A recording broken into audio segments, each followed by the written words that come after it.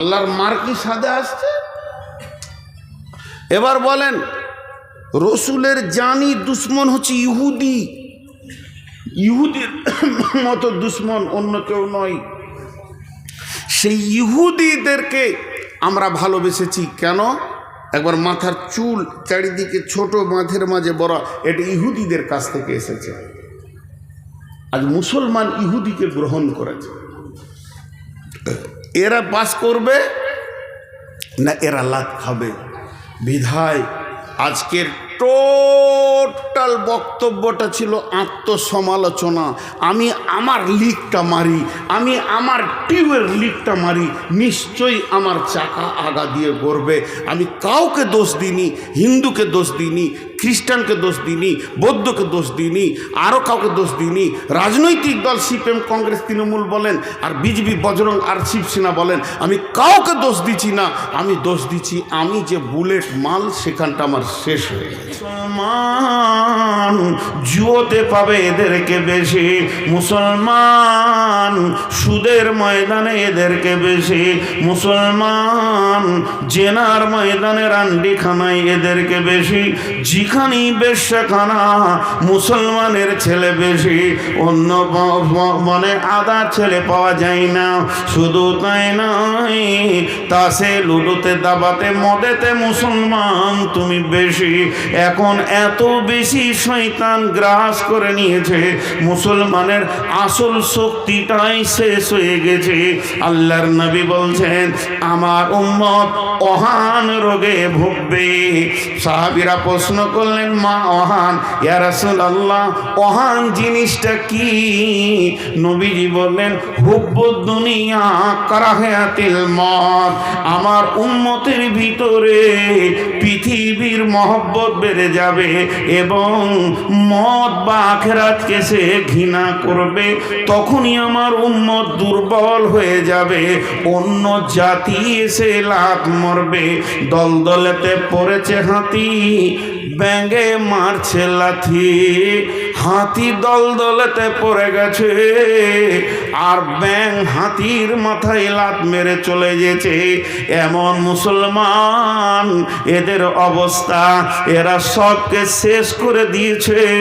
একবার নিজের নাফসের দিকে তাকিয়ে দেখি।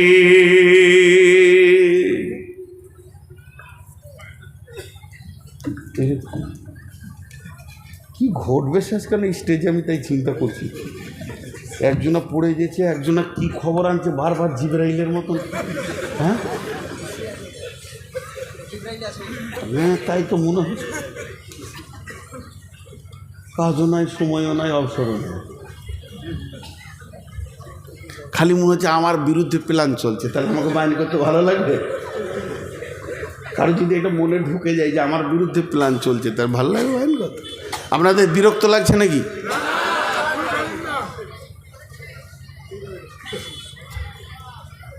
ওই লোকগুলো দাঁড়িয়ে দাঁড়িয়ে শুনছে, আমাকে কষ্ট লাগছে। কেন কষ্ট? মহব্বতের জন্য বলছি। পায়ের নিচে বসার কিছু নাই। তো এ হয়ে গেছে আমাদের আজকের সব থেকে বড় ক্ষতি। ইসলামকে কি বলেছেন রাসূলুল্লাহ সাল্লাল্লাহু আলাইহি ওয়াসাল্লাম? প্রাসাদ। সহিহ বুখারীর হাদিস। ইসলাম হলো একটা প্রাসাদ। সেই প্রাসাদে যতগুলো ইট লেগেছে, প্রথম ইটটাকে হযরত আদম আলাইহিস সালাম, আর শেষ ইটকে নবী মুহাম্মদ রাসূলুল্লাহ সাল্লাল্লাহু আলাইহি ওয়াসাল্লাম। তার মানে কম বেশি 1.5 লাখ ইট লেগেছে। ওই প্রাসাদটা তৈরি করতে কত ইট লেগেছে? কম বেশি, অ্যাকুরেটি বলছি না, কম বেশি 1.5 লক্ষ। প্রাসাদ মানে কি? প্রাসাদ মানে সুন্দর সাজানো ঘর। বুঝতে পেরেছেন? সুন্দর সাজানো ঘর। এবার ওই সাজানো ঘরে আগুন লেগেছে। জানলাতে আগুন, দরজায় আগুন, খাটে আগুন, বিছানায় আগুন, আলমারিতে আগুন, শোকেশে আগুন। আগুনটা লাগিয়েছে কে? ভারত জ্বলছে, কাশ্মীর জ্বলছে, মায়ানমার জ্বলছে, রোহিঙ্গা জ্বলছে, বাংলাদেশ জ্বলছে, পাকিস্তান জ্বলছে। ভারতের মুসলমানের থেকে বাংলাদেশের মুসলমান বেশি জ্বলছে। ওরা হলো মুনাফিক, বেশি জ্বলছে। আমরা অনেক ভালো আছি আলহামদুলিল্লাহ। জাসুস আর তাজাসুসি আর বেইমানি, যে যত তাহাজ্জুদ করে সে তত বেইমানি করে বাংলাদেশে। সপ্তাহে রোজা বাদ দেয় না, আর বেইমানিতে প্রথম সারি ধরা আছে। তো সারা বিশ্ব যেন আগুনে দাও দাও দাও দাও দাও দাও দাও দাও করে জ্বলছে, সারা বিশ্ব। শুধু মুসলমান নামে প্রাসাদ আগুন লেগেছে, অন্যটা লাগেনি। তো এই আগুনটা লাগিয়েছে কে? একজন বড় আল্লাহর ওলি বলছেন, ইস ঘর মে আগ লাগি হ্যায় ঘর হি কি চিরাগ সে। ঘরের প্রদীপই ঘর জ্বলছে, দোষ কাকে দেবেন? ঘরের প্রদীপে যদি ঘর জ্বলে, লাঠি নিয়ে কাকে খুঁজবেন? কথা বলে না, এদিকে বলছে চালান এখনো, আর আমি যেটা জিজ্ঞেস করছি তার উত্তর দিচ্ছে না।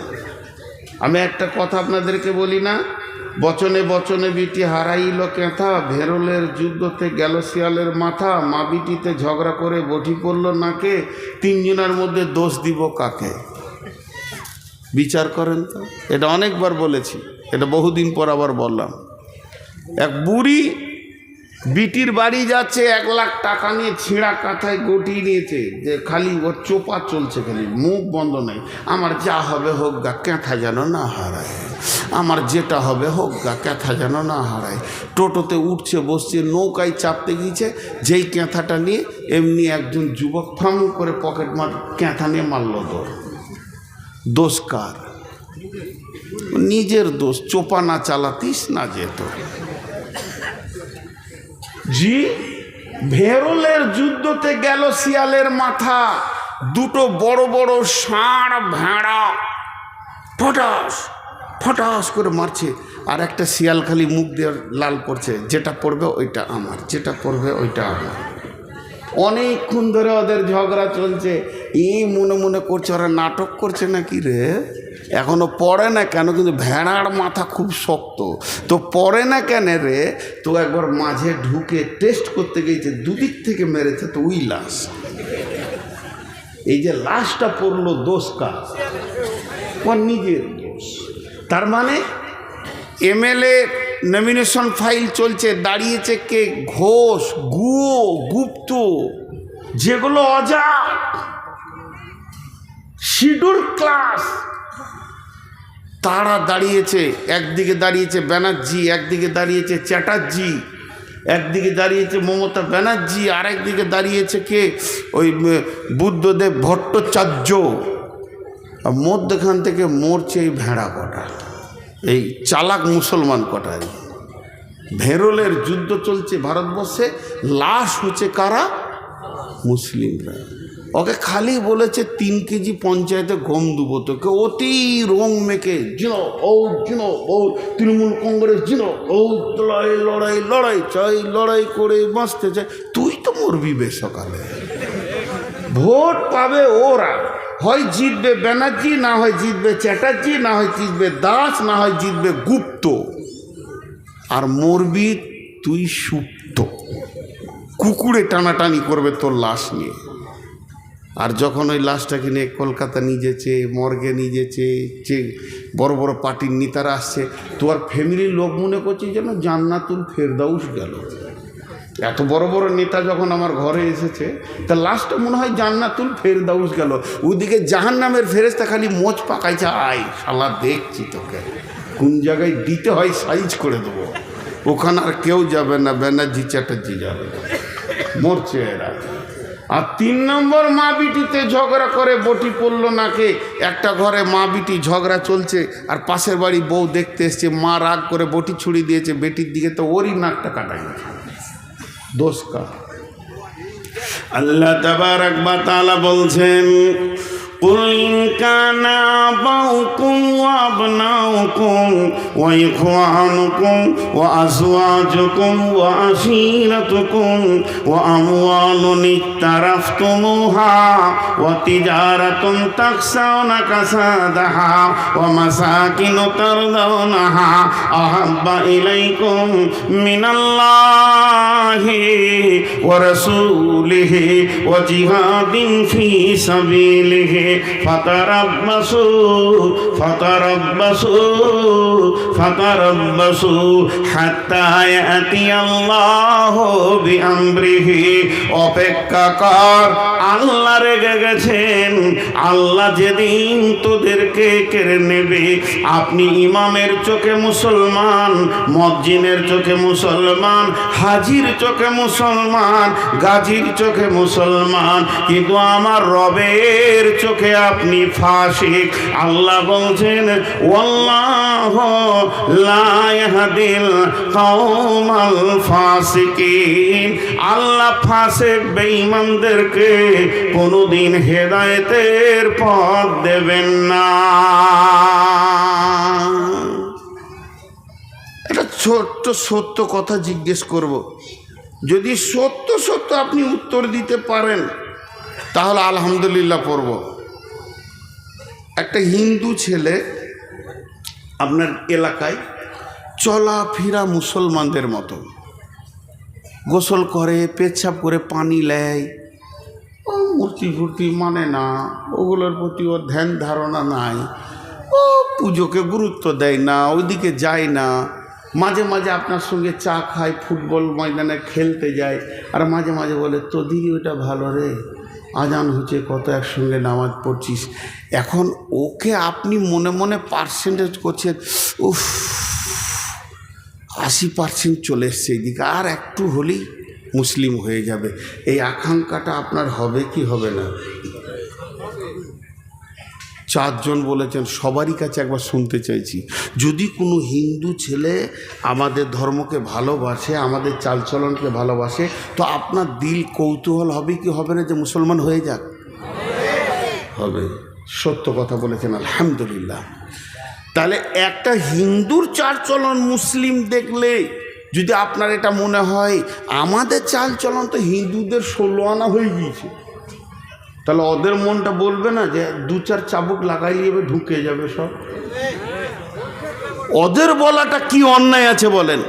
আমাদের বিয়ে শাদী হিন্দুর মতো, পোশাক হলো বেঈমানের মতো, চুলের কাটিংয়ে রসুল নাই, খাওয়াতে রসুল নাই, আর টাকনোর নিচে কাপড় শিখানেও রসুল নাই।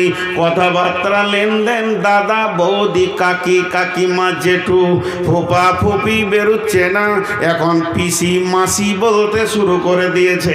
মুসলমান তুমি 95% চলে গেছো, মসজিদও ঢুকো না, অত গুরুত্ব দাও না। একটা ব্যানার্জি ছেলে জানে আমার বন্ধুর নাম কবিরুল ইসলাম, সেই ইসলামের বড় কবিরুল ইসলাম, বড় ইসলাম ওয়ালা তার নাম। তাকে জিজ্ঞেস করছে, কবিরুল আজকে জুমার দিন তুই কি করবি? চল না রে ফারাক্কা থেকে ঘুরে আসি, জুমা পরে হবে, অন্য দিন পরে নিলেও হবে। তখন ওই গুপ্তের ছেলেটা আইডিয়া করছে, এই জুমার মুখেও মুতে দেয়, পেশাব করে দেয়, এই পেচ্ছাপ করে আমিও পানি নিলাম না, উইও নিল না, এবং আমার টাকনুর নিচে কাপড়, ওরও কাপড়। ও 80% আসলে আপনার আমার দিল যদি মনে করে ঢুকে যাক, আমরা 95 কেন 99% হিন্দুত্বকে গ্রহণ করে নিয়েছে, ইহুদি নাসারাকে গ্রহণ করে নিয়েছে, তবে কেন তারা মেহনত করবে না যে আর 2 চাবুক লাগাইলেই ঢুকে যাবে? এই জন্যে তারাও উঠে পেরে লেগেছে। মুসলমান তুমি তোমার সত্তাকে হারিয়ে দিয়েছো, এর জন্যে তুমি কোন ক্লাসের বোঝা যাচ্ছে না। একটা ট্রেনের বগি এই রোডের ওপরে পড়ে আছে, ট্রেনের কামড়াটা বগিটা ট্রেনের, চাকাগুলো টায়ার ট্রাকের না ট্রাক্টরের, আবার হেলিকপ্টারের পাখা, প্লেনের ডানা। বলেন গাড়িটার নাম কি? এ গাড়িটার কোনো নাম কেউ খুঁজে পাবে না। বগিটা ট্রেনের মতো, চাকাগুলো ট্রাক্টরের, হেলিকপ্টারের পাখা, প্লেনের ডানা লাগানো থাকলে ও গাড়িটার নামই খুঁজে পাওয়া যাবে না। তো মুসলমানের নামগুলি মুসলমান, চালচলন হিন্দুর মতো, কথাবার্তা বৌদ্ধর মতো, এবং এদের বিয়ে শাদী ইহুদির মতো, মাথার চুল ইহুদির মতো। এই জাতটার নাম কি কেউ খুঁজে পাবে না। সবাই চাইবে চাবুক লাগা আমাদের দিকে ঢুকিয়ে নি, এই সাহসটা বিশ্বনবীর সাহাবীর কাছে কেউ করতে পারেনি। অভাব, আব্দুর রহমান ইবনে আউফের অভাব, এ আউফ নয়, আব্দুর রহমান সাহাবীটার নাম। অভাব, ঘরে দু একদিন খাবার নাই, অভাব চলছে, ধার করতে গেছে, ঋণ করতে গেছে উমাইয়ার কাছে।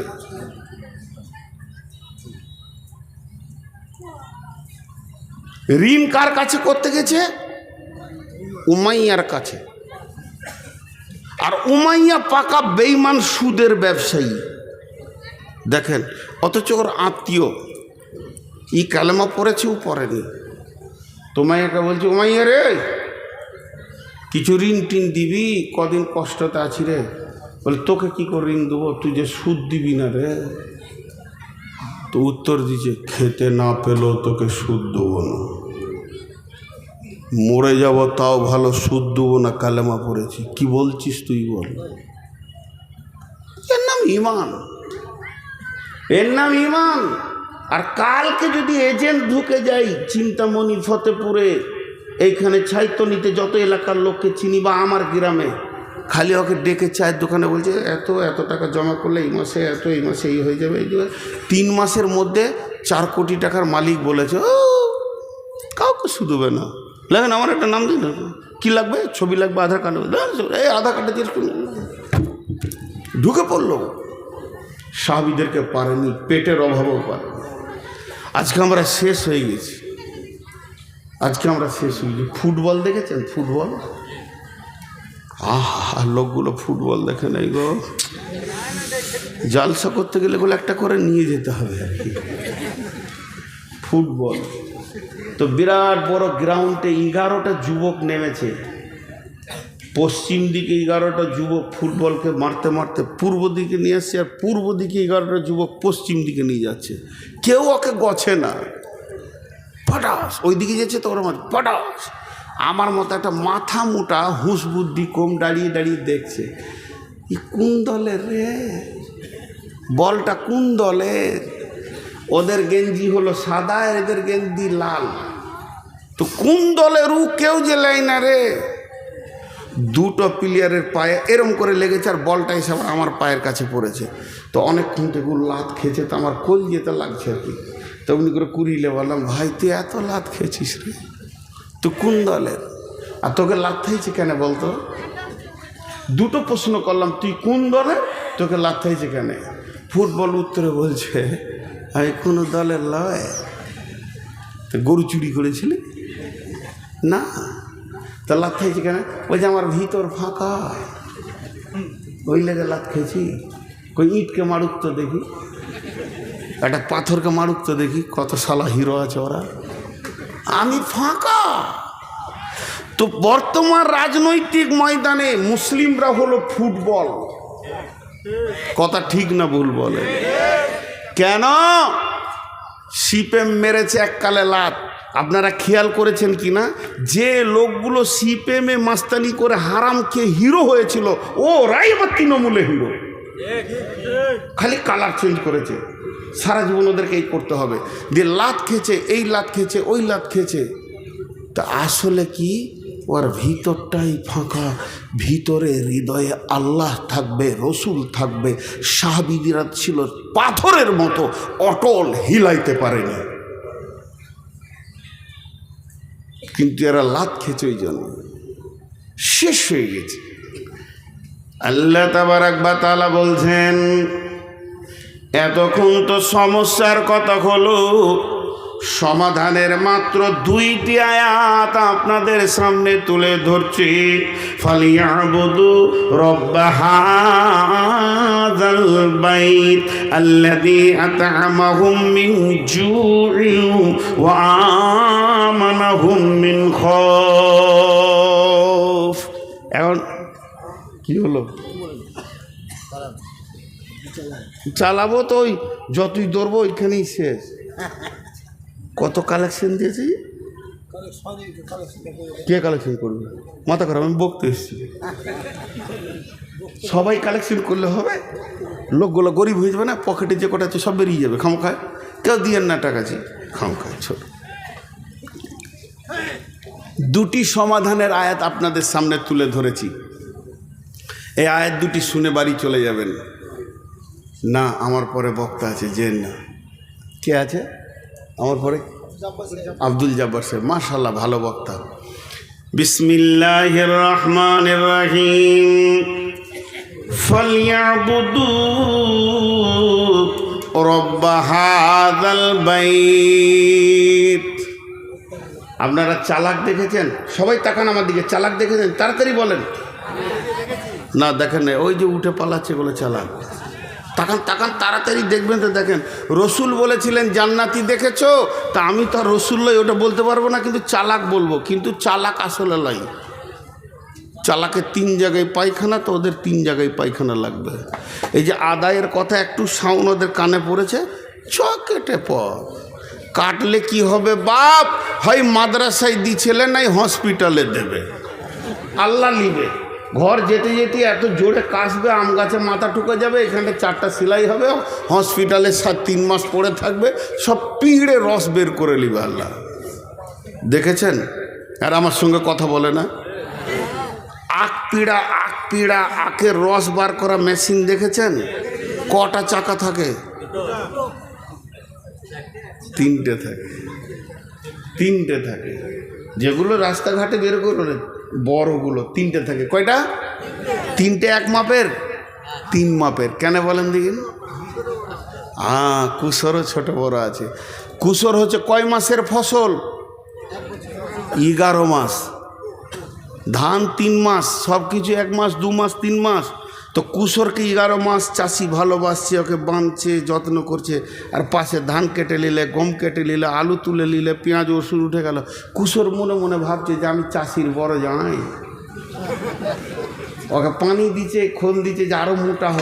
যত মোটা হচ্ছে কুসর ভাবছে যে আমার শরীর স্বাস্থ্য ভালোই আছে, চাষি মনে হয় খুশি। কিন্তু চাষি খুশি অন্য কারণে, রস বার করবে ও। আর ও সারা বছরের জামাইগিরি বের করে দেবে, একবার মেশিনে ভরবে তো 1 ফুটা ওই দিকে নিয়ে যেতে দিবে না। বার কর রস, তারপরে যা। জমিতে তুই ছিলি তো। আল্লাহর জমিনে কুসর পিরা মেশিন 3টে আছে, কোর্ট, হসপিটাল আর মাদ্রাসা। মাদ্রাসায় না, কোর্ট, হসপিটাল আর থানা। মাদ্রাসায় যদি দিবি ওটা জমা, আর না দিবি পিড়ে বের করে নিব।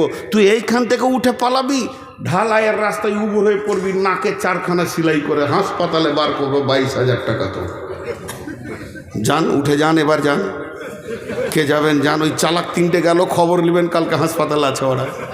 যান। হ্যাঁ, মুসাকে আল্লাহ কাবু করেছে। দিবি তা দে, আর না হয় মেশিনে বার কর। একজনা নিয়ে যেতে পারেনি টাকা, আর নিয়ে যেতে পারবে না। চ্যালেঞ্জ। আল্লাহ মেশিন 3টে রেখে দিয়েছে টাকা বের করার।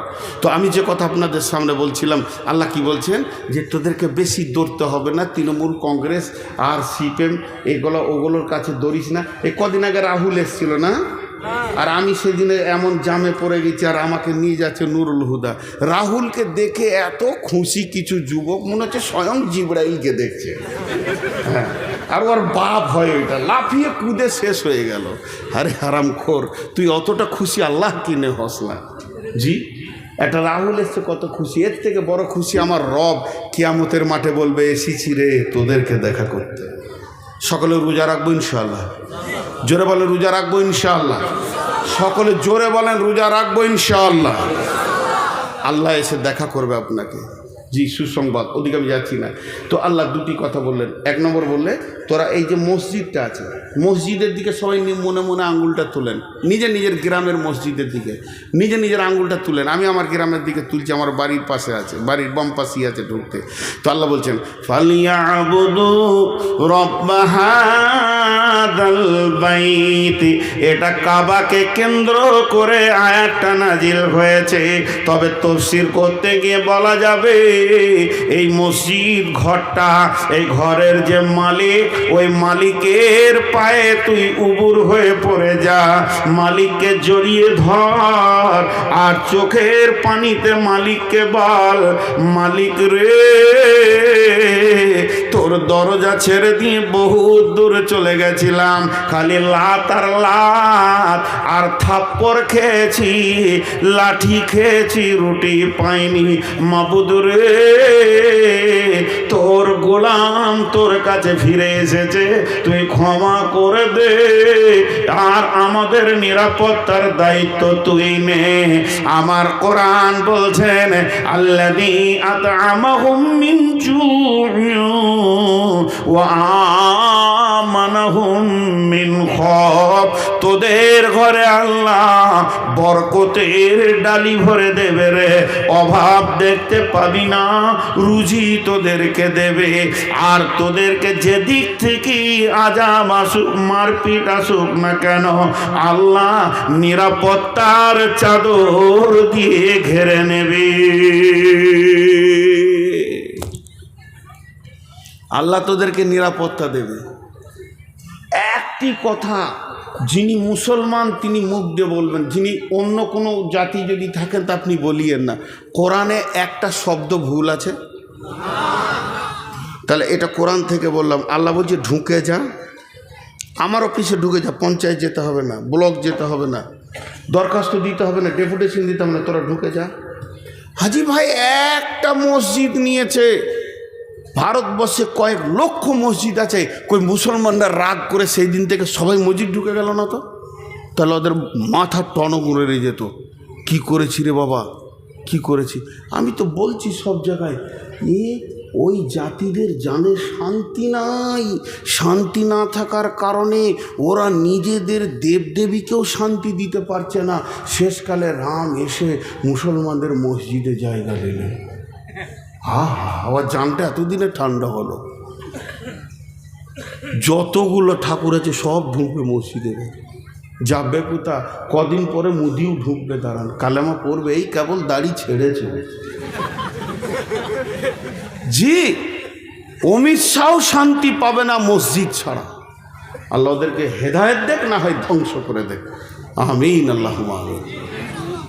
আল্লাহ হয় হেদায়েত দেখ আর না হয় ধ্বংস করে দেখ।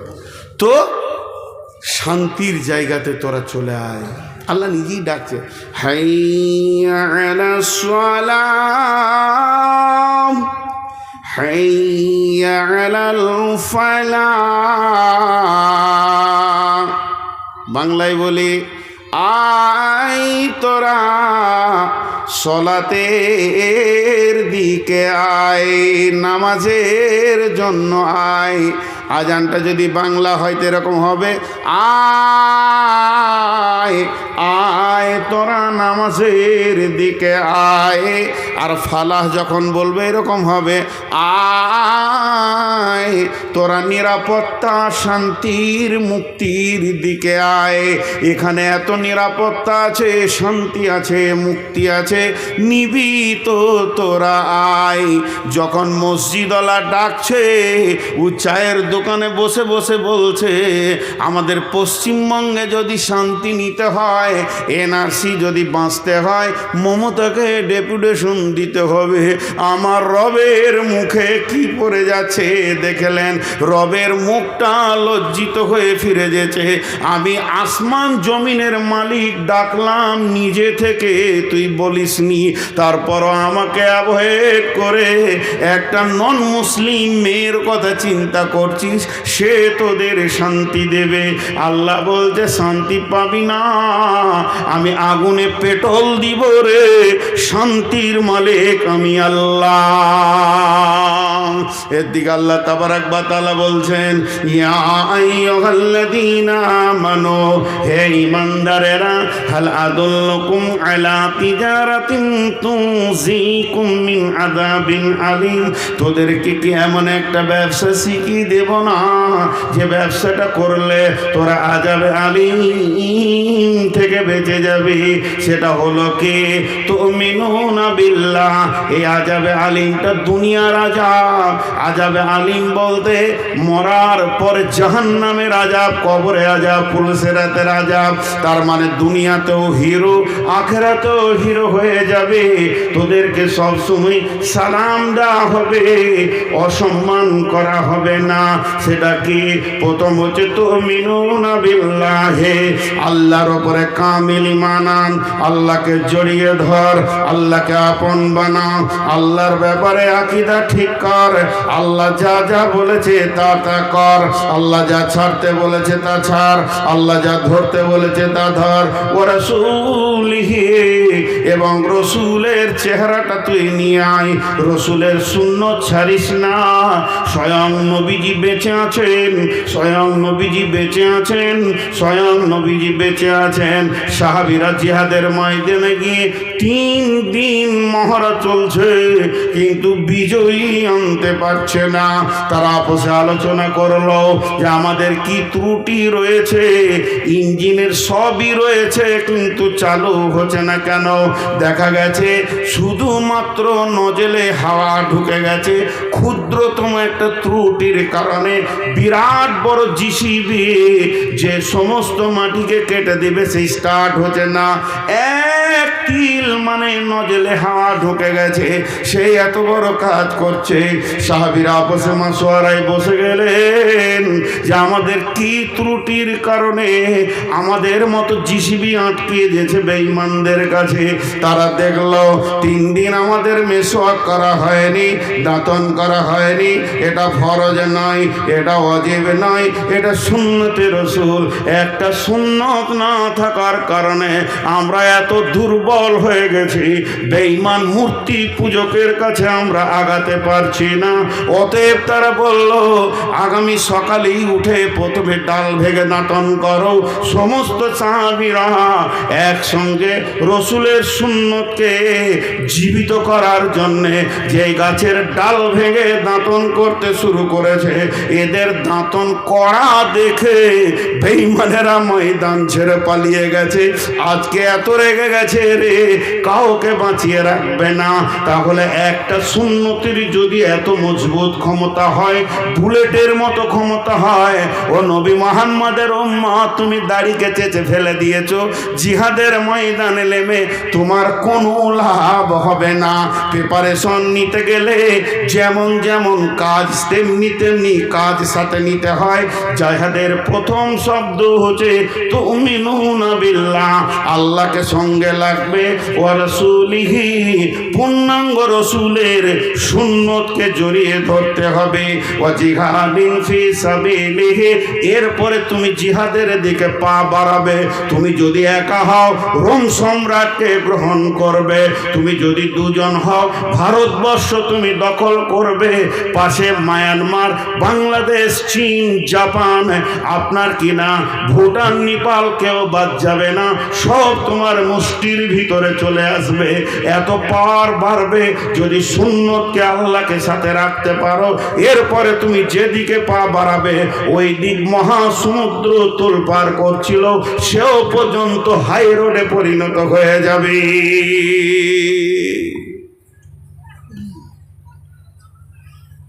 হযরত উমর একদিন ফজরের নামাজে সালাম ফেরার পর কাঁদছেন তো আগে থেকেই, ঘুম ভেঙে গেছে তখন থেকে কাঁদছেন। কাঁদার কারণটা কি? কাঁদার কারণটা হচ্ছে উনি রাতে একটা চিঠি লিখে বালিশের নিচে দিয়েছে। দেশে অনেক অভাব, মাল কম আছে, তো বাইরে বিদেশের কোনো সম্রাটকে, প্রধানমন্ত্রীকে চিঠিটা লিখেছে আপনি কিছু মাল পাঠান, যে মাল দিয়ে আমি দেশটা কিছুদিন চালাবো, আবার মাল হয়ে গেলে দিয়ে দিব। চিঠিটা বালিশের নিচে আছে, আর কিছু নেই। রাত্রিতে স্বপ্ন দেখছে রাসূলুল্লাহ সাল্লাল্লাহু আলাইহি ওয়াসাল্লামের সাথে কথা হচ্ছে, আল্লাহ নবী বলছেন, ওমর তোমাকে আমি চালাক মনে করতাম। বাস, আর কিছু বলেনি। মানে কথার ভঙ্গিতে রাসূলুল্লাহ সাল্লাল্লাহু আলাইহি ওয়াসাল্লাম নারাজ, কথার ভঙ্গিতে রাসূলুল্লাহ সাল্লাল্লাহু আলাইহি ওয়াসাল্লাম নারাজ। তো হযরত ওমর ডুকরে ডুকরে কাঁদছেন, আমার উপরে নবীজি নারাজ হয়ে গেছে। সাহাবীদেরকে বলছে, তোমরা আমাকে সাহায্য করো, আমি কি ভুল করেছি যে রসুল নারাজ হয়ে গেছে? সাহাবীরা বলছে, ইয়া রাসূলুল্লাহ, ইয়া আমিরুল মুমিনিন, আপনি প্রতিদিনের মতো আমল করেছেন, কিছু বাদ গেছে? না। কিছু বেশি করেছেন? না, যা যা আমল করি তাই করেছি। কাঁদছে, বলছে একটা কাজ করেছি। কি? বলে বিদেশে চিঠি লিখেছি, দেশে অভাব চলছে তো, বালিশের নিচে রাখা আছে, আজকে সকালে পাঠাবো কাউকে দিয়ে, এটা ভেবে রেখেছি। সাহাবীরা বলেন, আমিরুল মুমিনিন, খলিফাতুল মুসলিমিন, আপনি কত বড় ভুল করেছেন। দেশে অভাব চলছে, বিদেশকে চিঠি লিখেছেন, অথচ কাছে আল্লাহ আছে, দরখাস্ত দিলেন না। এটাই নবীজি মেনে নিতে পারেননি, তাই আপনাকে ছোট করে কথা বলেছে। উমর রে, তোমাকে চালাক মনে করতাম। এটা কি আপনি খাপা পাগলার বোকার মতো কাজ করেননি? হযরত উমর চোখের পানিতে চিঠিটা ছিঁড়ে ফেলে দিলেন, ফেলে দিয়ে বললে, চলো আমরা ইস্তেসকা নামাজ পড়ব, আল্লাহ পানি দেবেন এবং আমাদের ফলে ফসলে ভরে যাবে। হযরত উমর ইস্তেসকার ইমামতি করলেন, মুষলধারা বৃষ্টি হলো, মদিনা ফলে ফসলে ভরে গেল। কাকে ডাকতে হয় এটা আমরা জানি না, আমাদের ত্রুটি শেষ নেই। জি ভাই, আমরা সব সময় যেন একটা ভুলের ময়দানে দৌড়ে বেড়াচ্ছি, ভুলের ময়দানে দৌড়ে বেড়াচ্ছি, সবটাই শেষ করে ফেলেছি আমরা। তো শেষ বক্তব্যে দুটি জিনিস বলি। এই যে আমার দাড়িটা আছে, এই দাড়িটাকে আমি কোন একটা ভুল করেছি, সভাপতি ভাই বন্ধু মানুষের মতো কোন একটা ত্রুটি হয়ে গেছে, এখানকার যুবক ধরে দাড়িটাকে চেঁচে ফেলে দিয়ে ওটাকে রাস্তায় ফেলে জুতা করে লগড়ে চেন টেনে ওর উপরে পেচ্ছাপ করে দিল। সহ্য করতে পারবেন আপনারা? বলেন পারবেন? তাই যদি না পারেন, যারা দাড়ি চেঁচেছেন বলেন ওই দাড়িটা কোথা আছে? আপনি রসুলের সুন্নতটাকে যে কাটা করালেন নাপিতকে, সে কেটে এমনি করে এক জায়গায় রাখলো, দিয়ে ওই ঢপের ঘুমটির পেছনে ফেলেছে, গোটা বাজারওয়ালা সেখানে পেশাব করে। আল্লাহর মার কি সাদে আসছে? এবার বলেন, রসুলের জানি দুশ্মন হচ্ছে ইহুদি, ইহুদির মতো দুশ্মন অন্য কেউ নয়। সেই ইহুদিদেরকে আমরা ভালোবেসেছি কেন? একবার মাথার চুল চারিদিকে ছোট, মাঝের মাঝে বড়, এটা ইহুদিদের কাছ থেকে এসেছে। আজ মুসলমান ইহুদিকে গ্রহণ করেছে। এরা পাস করবে না এরা লাত খাবে। বিধায় আজকের টোটাল বক্তব্যটা ছিল আত্মসমালোচনা। আমি আমার লিকটা মারি, আমি আমার টিউবের লিকটা মারি, নিশ্চয়ই আমার চাকা আগা দিয়ে গড়বে। আমি কাউকে দোষ দিইনি, হিন্দুকে দোষ দিইনি, খ্রিস্টানকে দোষ দিইনি, বৌদ্ধকে দোষ দিইনি, আরও কাউকে দোষ দিইনি। রাজনৈতিক দল সিপিএম, কংগ্রেস, তৃণমূল বলেন, আর বিজেপি, বজরং আর শিবসেনা বলেন, আমি কাউকে দোষ দিচ্ছি না। আমি দোষ দিচ্ছি আমি যে বুলেট মাল, সেখানটা আমার শেষ হয়ে গেছে, আমি নিজেকে নিজেই শেষ করে দিয়েছি। তো অতএব এই জায়গা থেকে আমাদেরকে ফিরে আসতে হবে। আসতে হবে কি হবে না? জোরে বলেন, হবে কি হবে না? আমি দোয়া দিচ্ছি, আমিন বলেন। এই আল্লাহ, তুমি আমাদেরকে ওই জায়গা থেকে ফিরিয়ে নিয়ে এসো। এই আল্লাহ, আমাদেরকে পূর্ণাঙ্গ রসুলকে ফলো করে চলার তৌফিক দাও এবং তোমার হুকুমকে মেনে চলার তৌফিক দাও।